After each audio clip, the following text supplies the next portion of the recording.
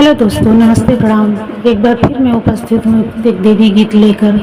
अगर अच्छा लगे तो लाइक शेयर कमेंट कीजिएगा। नए हैं तो चैनल को सब्सक्राइब कीजिएगा। गीत को पूरा सुनिए और बताइए कि कैसा लगा। पनवा के चेरी मैया महाला उठावे, होला मंगिया चीरिया मैया लगावे जंजीरिया, होला मंगिया चीरिना।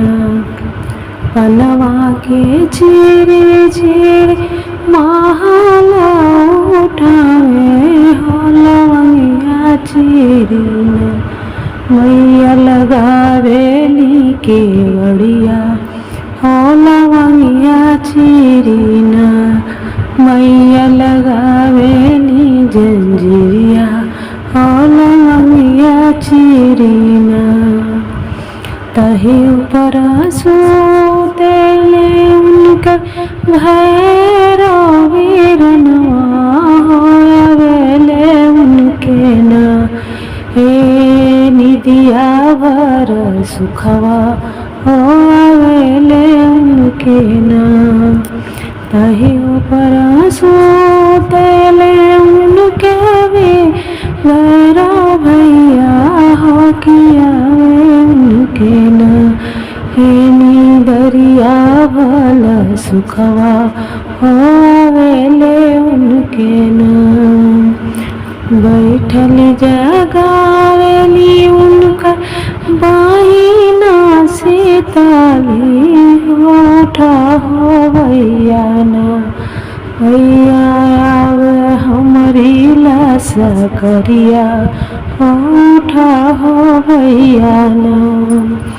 बैठल जगावे उनका सीताला बहिनिया, होठा हो भैया ना आवे हमारी लाश करिया, होठा हो भैया ना। कैला खयावे बहिनी तोहरी लाशा करिया, हो कैला लाखना आवे छोहरी लाशा करिया, हो कैला कना। कैला खयावे बहिनी तोहरो लाशा करिया, हो कतानी लाखना आवे छोहरी लाशा करिया, हो कतानी लाखना। 1 लाख आवे भैया हमारी लाशा करिया, हो 1.25 लाखना आवे छोहरी लाशा करिया, हो 1.25 लाखना। 1 लाख आवे भैया हमारी लाशा करिया, हो 1.25 लाखना आवे छोहरी लाशा करिया, हो 1.25 लाखना। काऊ की भैया हमारी लाशा करिया, हो कि काऊ देवाना भैया छोहरी लाशा करिया, हो कि काऊ देवाना।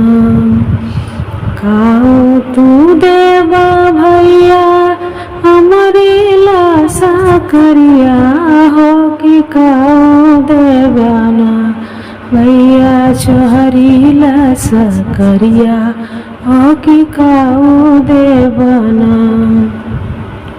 पंचमेवा धार देवो तोहरी लाशा करिया, हो कि हलवा पूरी ना देवो छोहरी लाशा करिया, हो कि हलवा पूरी ना।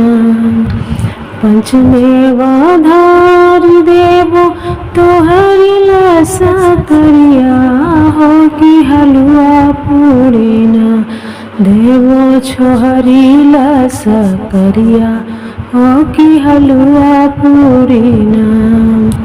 बनवा के चिरी चेरी माहाला बनवली हो लवंगिया चीरीना मैया बनावेली केवड़िया हो लवंगिया चीरीना मैया बनावेली जंजीरिया हो लवंगिया चीरीना।